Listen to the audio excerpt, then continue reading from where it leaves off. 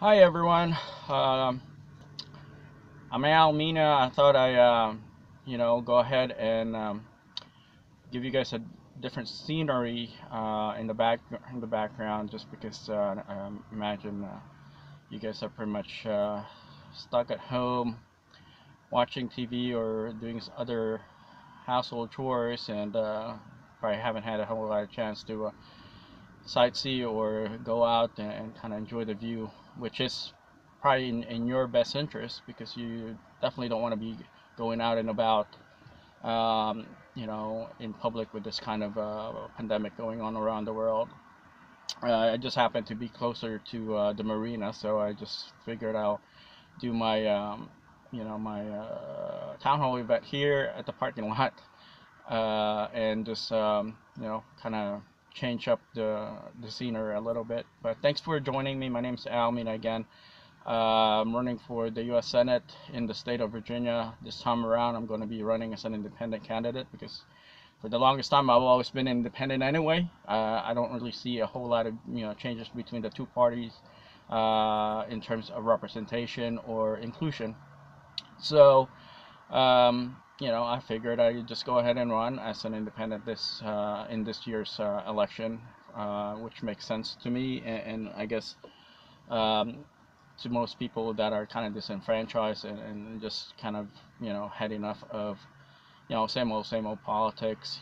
People are running off the same playbook basically from either party, so they're basically just repeating past scripts that have been uh, passed down, to generation after generation. Even though there's a lot of discrepancies and changes in some of their policies, they're still basically operating with the same old playbook, and not advancing in terms of situational conditions and changes in the marketplace and within our society. So, in effect, that actually left a lot of people out of the system, and a lot of the people that aren't the typical mainstream individuals that you would see in mainstream politics. They've been left behind quite a bit for not just decades, but ever since um, this representation or taxation without representation issue was brought up, during the creation of the country. So I think in the year 2020, it's time for us to change that dynamics, and kind of create a very different type of uh, you know political mindset, in which it would include everybody within our country, and also appreciate the value of each individual citizens is providing to our state and communities and overall welfare of our country. So anyway, I thought I'd just talk a little bit about some issues that I've been reading on the news, and people are asking me either off of social media or friends calling me or skyping me about this new CARES stimulus package that was rolled up not too long ago, just a couple of days ago, regarding people that are going to be unemployed or is already unemployed or not working, or people that are freelancing or participating in the gig economy, basically, which wasn't, a part of the U.S. domestic market 15, 20 years ago. The gig economy existed after, social media became prevalent in terms of, capacity building, do-it-yourself activity, and things that are beneficial to, not only uh, the large marketplace, or the common marketplace, I should say, but niche industries throughout the country. So anyway, if you're a freelancer or gig economy, I did check with SBA, and the SBA is the Small Business Administration, and other federal government organizations that provide relief using the stimulus package, which is the CARES Act bill that President Trump put in action just a few days ago. So to answer your question, yes, you do get some relief, either through your state unemployment commission or through the federal SBA program. If you're a small business or sole proprietorship, you can apply relief through them. Um, there's different type of setups for people that are service providers. Maybe if you're on dual income source or multiple income sources, there are ways for you to participate in the relief benefit package through the federal government. So please research economic stimulus package pertaining to the COVID-19 economic disruption or economic disaster relief um, program by the federal government. Also, I want to talk about the Republican primary. Some of you guys in Virginia um, might be aware that the Republican committee in the state of Virginia have already completed their tallying for signatures that qualified Republican candidates to be on the ballot in June of this year for their primary. So right now, there's been 3 candidates that have been confirmed, all of which are operating basically with the same type of script and verbiage that they've been using ever since they started their campaigns, and they don't really sound so much different. So it's like just one person just having 3 people representing the same type of ideals and concepts and verbiage, which I don't know if that's really going to help anybody. You can't really you can't condense and liquidate social issues into just one script.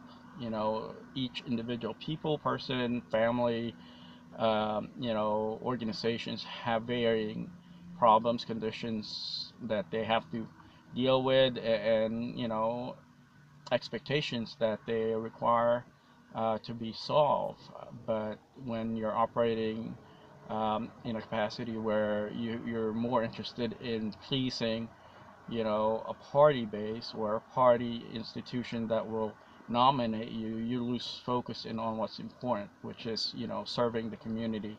And we have a very diverse community. You can't just have a cookie cutter type of mindset when you're serving the public. Each individual Americans and Virginians are basically dealing with various issues in their lives, and you have to create something that will be able to bring everybody to the table and include their voice into the overall policy making and agenda development of a community or a state or a country. That's how you lead. You can't just operate based off what people tell you to talk about or share with the public because they feel that it's going to resonate or it's going to make you more you know uh, ideal to represent them, and that's why we have technology today in order for us to solve these kinds of mixed bag issues. And so that's my platform, the fourth industrial revolution. I'm running as an independent because I'm not so interested in pleasing parties. I'm interested in helping Americans that are struggling because I've seen it growing up. I know what it's like. I know the hardship that most Americans are dealing with. Majority of Americans are not millionaires and billionaires and people that are making over 200 grand per year. Majority of regular Americans are just typical people working a job that is not really making a whole lot, or it's not paying a whole lot for them to be able to advance. Our middle class is fast depleting as a country, and the middle class has always been the backbone of America previously. The reason for that is because we never really had any competitions. Majority of our goods and services that we develop, we export abroad, and so uh, that in itself creates jobs.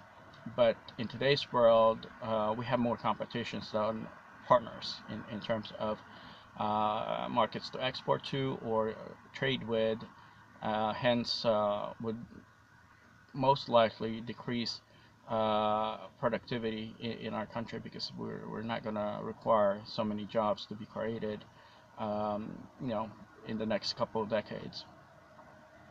So with that said, we need to be proactive in our approach to economic development, social capacity building, and making sure the next generation of Americans will have, you know, a fighting chance to be able to advance and also, you know, meet their goals in life.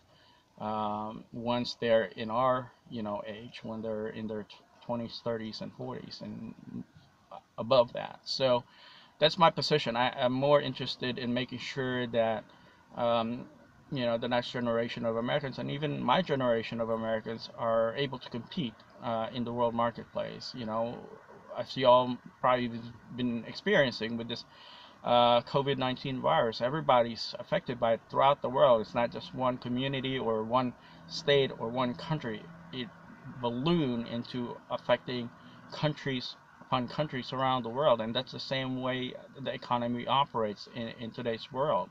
You know, supply and demand happens within a you know, a country, and then within that country's ability to supply the demand for, you know, whoever it is that needs their goods and services. And sometimes people think about, you know, just the short-term issues, which is not good. It doesn't serve anyone any benefit when the whole, you know, all people think about is short-term benefits.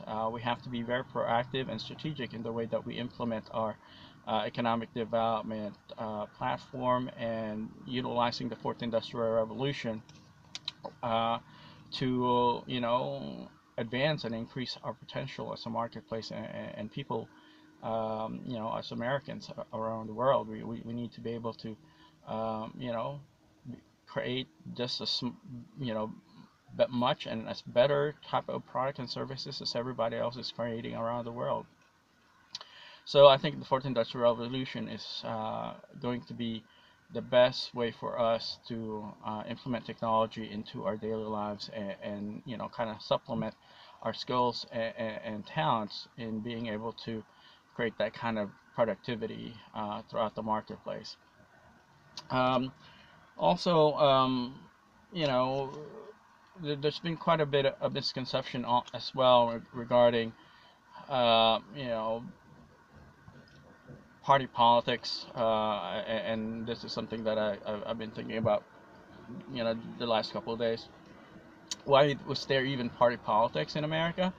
The two-party system is not a system that was implemented by law. There is nothing in the Constitution that says, you know, America has to have only two party systems, and are supported by, you know, special interest groups or institutions that could possibly, you know, kind of wrangle people in terms of getting you know, support and funding for a specific agenda of that party.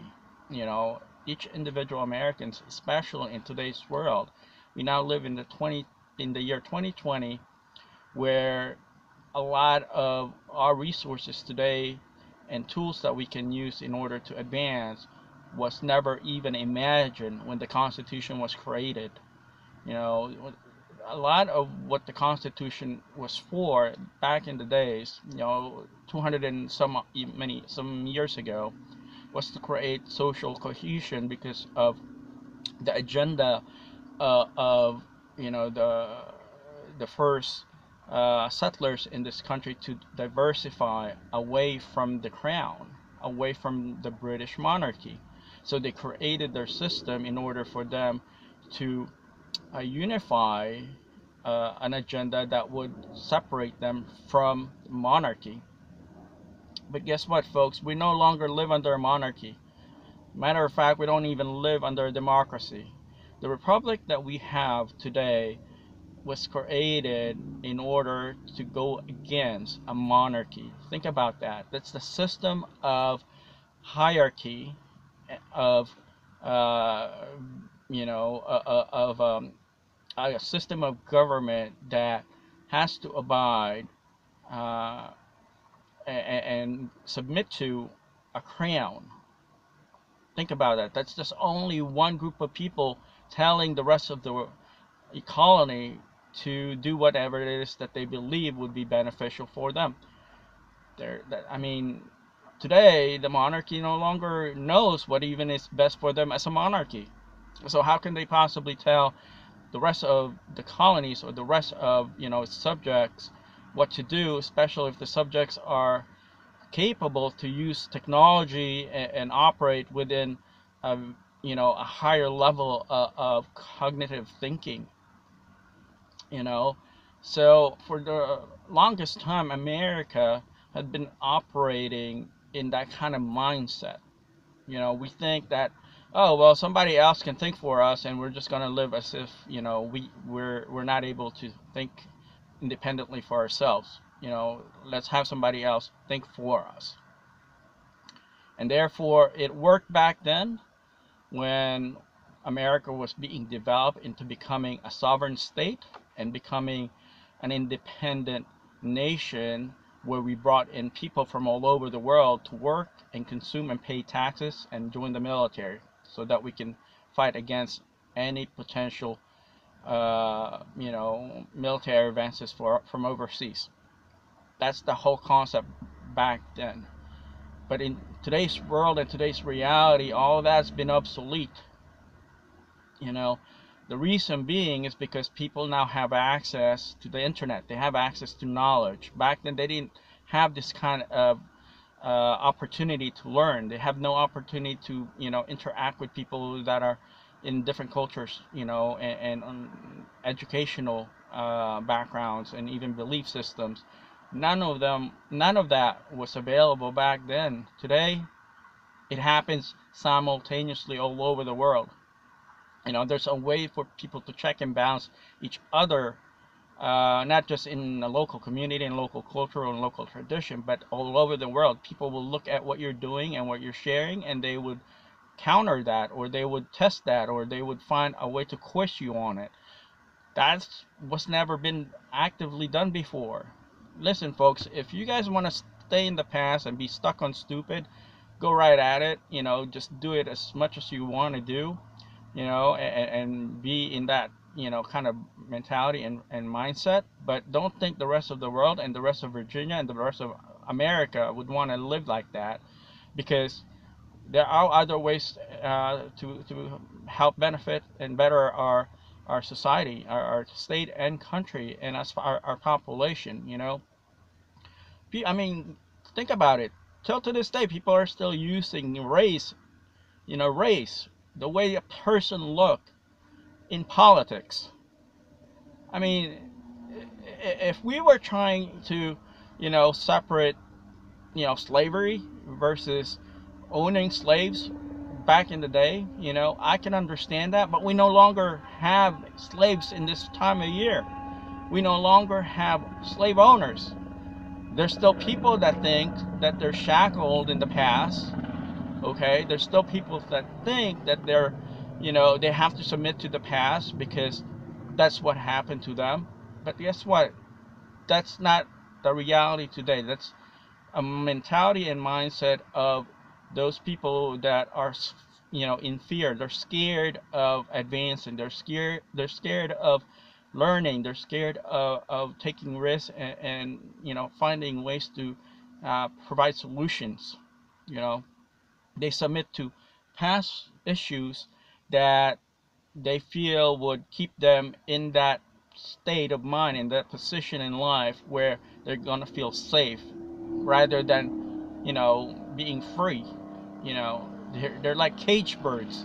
They would just stay there even though the door and the windows are wide open for them to fly out and be free and think freely for themselves.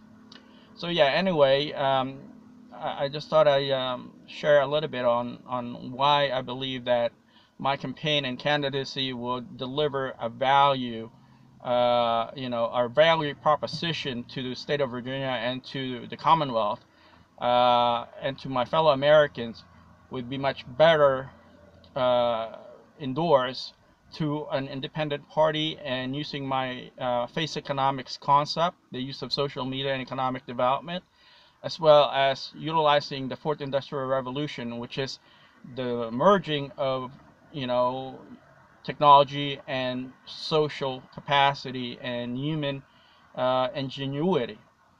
That's what we're running off to. We're not running off with millions and millions of dollars of campaign funds. I'm not a millionaire by any, any stretch of the imagination. There is no special interest groups that are funding our campaign. All we have to give and share with the public is what we've gained throughout my activity as an international business consultant, economic development professional. That's my platform that I'm utilizing in order to make sure that we can advance our state and our country and our population, so that Americans in itself, other Americans, I don't care what your background is, what your race is, all I care about is your ability to think. That's all I want for Americans to do, is to think and use their minds to expand their horizon, to reach for the best goals in life. Don't be stuck on doing the same things that you've been doing all over, from generation and generation on past, because the past generation didn't have access to the internet. They didn't have access to, social media. They didn't have access to artificial intelligence. They didn't have access to Wi-Fi, blockchain technology, 3D printing, automation, capacity building using technology. None of that was available when our great grandparents or grandparents or whoever parents, depending on their age, grew up in.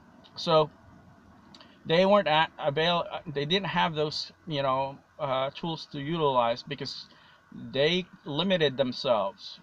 They didn't want to. At first, there were people that were going against Ford when he created the automobile, and then when the airplane was developed, people didn't want to ride on an airplane because they were scared, you know because of what could happen. And then, in the year 20,000, people were talking about, humanity and civilization whatever, because of the year 2000, the internet revolution of, you know, uh, things that changed the market conditions because of the dating system, switched to 000, three zeros in the year 2000. So guess what, folks? Y'all have to start thinking about, okay, where we are today with this COVID-19 virus, and where we're going to be down the road. And people both in the Republican and Democratic Party are banging heads over stuff that shouldn't be even, it shouldn't be at the front center of issues regarding politics. We need to focus in on how we're going to be able to recover, how we're going to be competitive in the next 10 to 15 years as a country, society, and a state, and people group, a population. There's a lot of, crazy things that are being said right now in the halls of government, not just in Capitol Hill, not just in Washington, D.C., but throughout the state. Guess what? Throughout the state, people are debating things that are non-issues. They're majoring on minor things. I mean, these are things that, could have been solved just using a stupid smartphone. I'm saying stupid smartphone because there are smartphones today that are smarter than most humans. All right. So anyway, I didn't mean to go on a rant on this town hall event, but um, you know, I think I have to take this up to the community as far as these issues, subjects that I want to share with you guys and have you guys think about it, and then tell people about me. I don't care if they're Republican, Democrats, Independent, whatever. If they don't agree with my ideas and concept, then that's fine. But they can always consider listening to what people are saying, and make that decision for themselves. With this said, I'm glad that we got this time and opportunity to share again, our time together. I'm looking forward to our next, town hall event, Facebook Live town hall event, and we'll keep on brainstorming. I think that's now that we have more time than normal in terms of uh, being able to isolate ourselves and think deeply and more constructively by just us operating as an individual. um, I think this is the perfect time for the whole country, the world, to reflect on what we become and what we're dealing with because of this COVID-19 virus. I think let's all sit down, reflect on what's going on, and say, okay, how can we be better as a society, as people, and as a country, and as a world community with this lessons learned through this COVID-19 situation. With this said, my name is Mina. I'm the author of the Face Economics Concept, the utilization of social media in capacity building and economic development worldwide. I'm running for the U.S. Senate in the state of Virginia as an independent candidate. And, I hope you guys would tell your friends about us. I'm looking forward to our next town hall event next week. With this said, have a great weekend. Take care. Bye-bye.